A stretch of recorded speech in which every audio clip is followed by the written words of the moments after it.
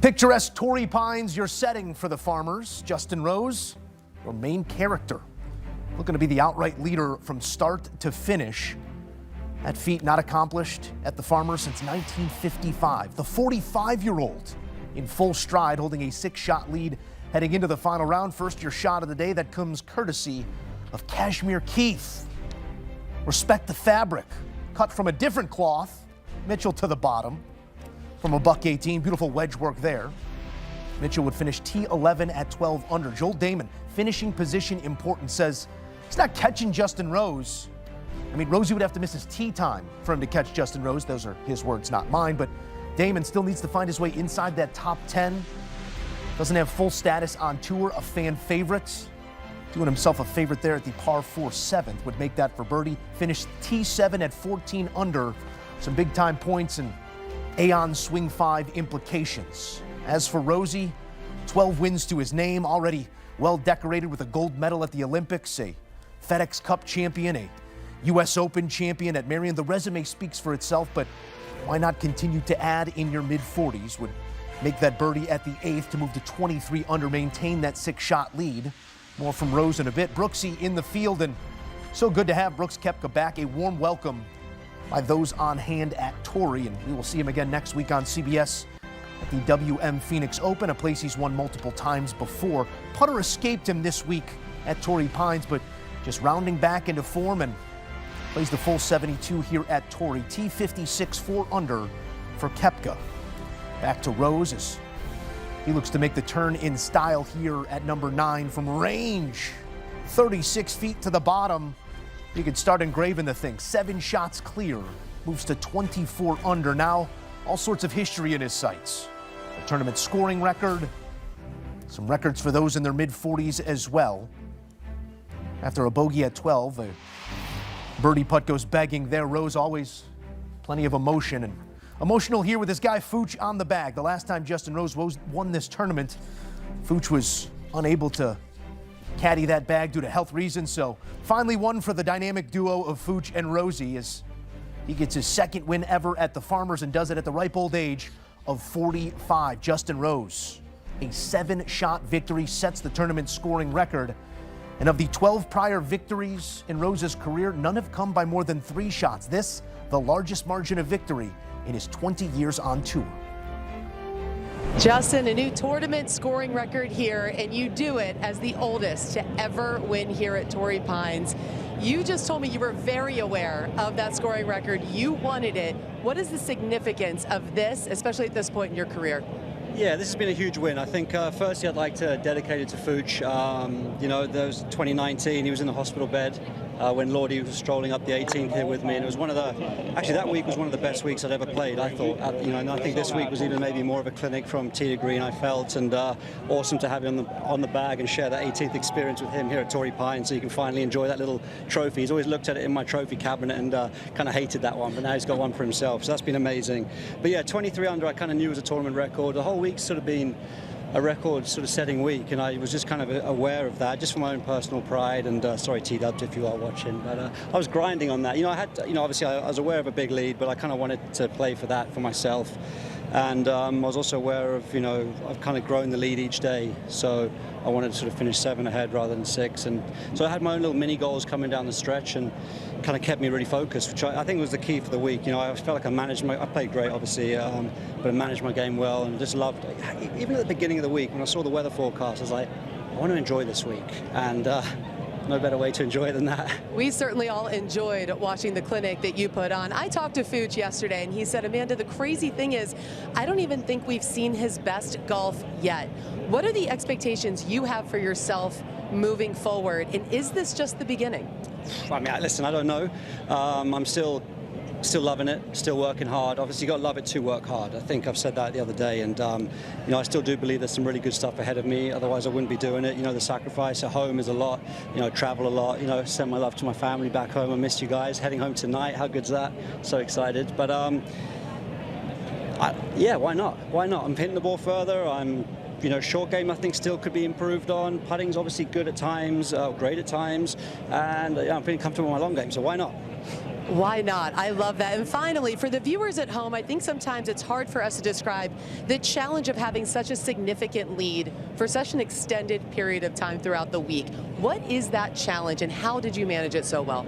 Yeah, it was incredible to go wire to wire. I've done it once before in my career, and it does make it a long week. But at the same time, I kind of felt like I'd played from day one with the same feeling. So often you kind of have a great Saturday, and you kind of get thrown into the mix, and suddenly, the environment's different. But I felt like the environment was the same for me the whole week, and I got into such good routines this week. Away from the golf course, did the same thing kind of every evening, every morning. So from that point of view, I just got into my rhythm. Yeah, I think starting off the day, each day with a big lead is kind of key how you start. And I played the front nine well this week, so it kind of kept momentum going. I never had that wobble moment where you kind of suddenly there's a 3 or 4 shot swing really quickly. So I kind of fortunately felt very in control. The back nine didn't seem to yield much, so it was definitely make you score and then hang on. You told me yesterday you weren't going to be excited yet. Quickly, are you excited now? I'm excited. Yeah, this is incredible. I'm going to start the season with a win. My first Sunday, with my clubs in the hand. Missed the cut last week, but that week was always going to be a little bit of a warm-up. And first Sunday of the year, and here we are. The trophy is amazing. Amanda Balionis with the now 13-timer Justin Rose, and it's interesting. Oftentimes, a champion won't engage with those ideas of history or legacy. Well, Rosie knew what was out in front of him here, and to claim history, you have to scratch off certain names. Takes the scoring record from the hands of Tiger Woods, who added to the prominence and the notoriety of that hallowed ground at Torrey Pines so many times before. Also the oldest to win by 6 or more since Sam Snead in 1961. Rosie, the week belongs to you.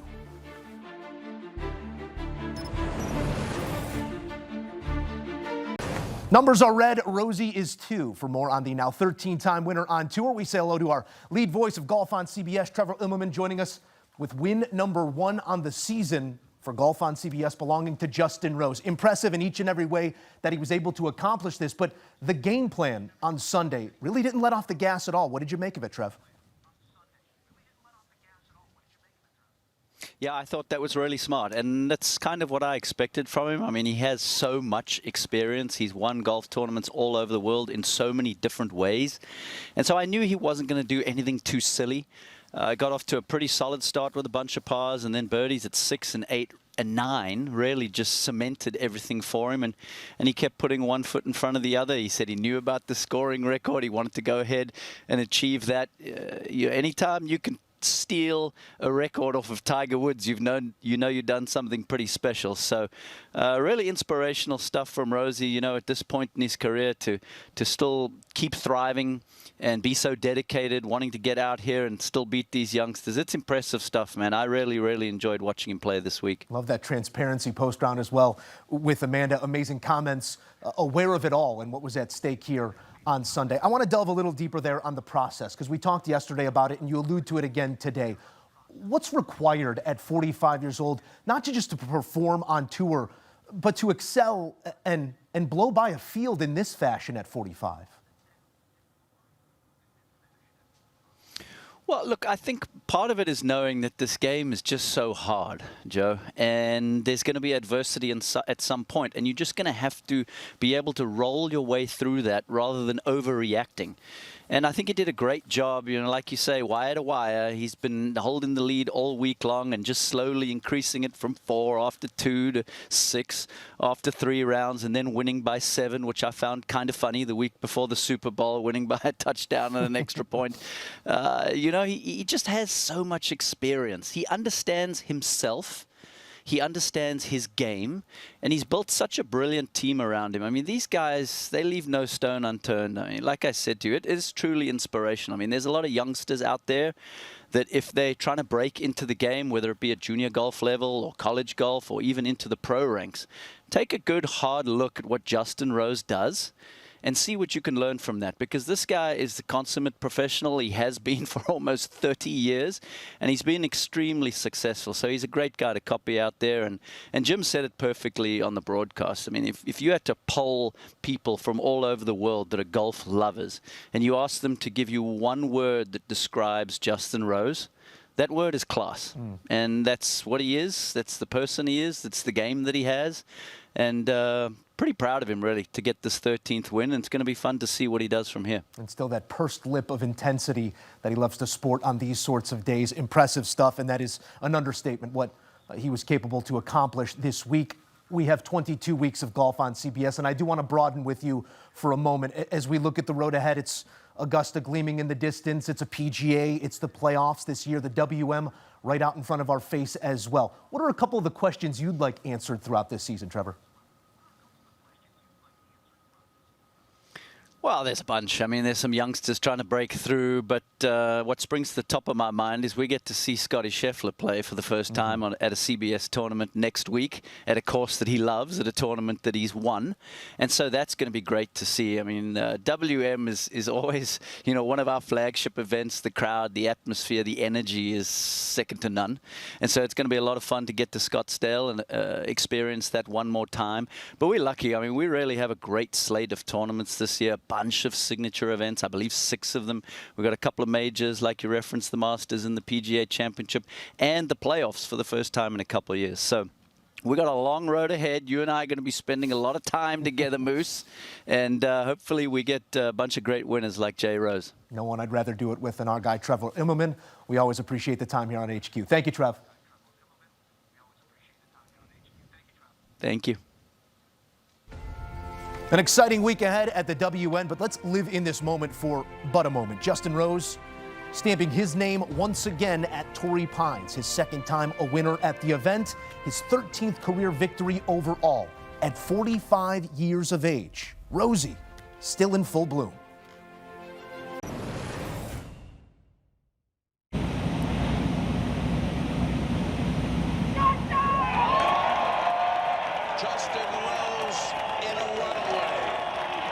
Torrey Pines.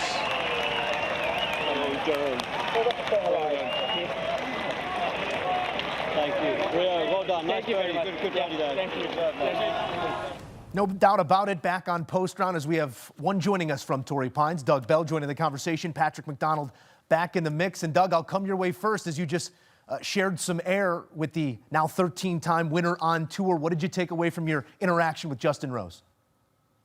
Well, it was an incredible week when you have a player of his caliber playing at such a level, Joe. You and Patrick can appreciate that. We love the game, right? And these are the best of the best. And when they are playing their very best, it is something special. And Mark Fulcher, by the way, his longtime caddy, had just undergone heart surgery back in 19 when Justin won here for the first time. And walking today, I said, Fulcher, how good is your guy playing? And it was subtle, but he said, isn't this a beautiful thing?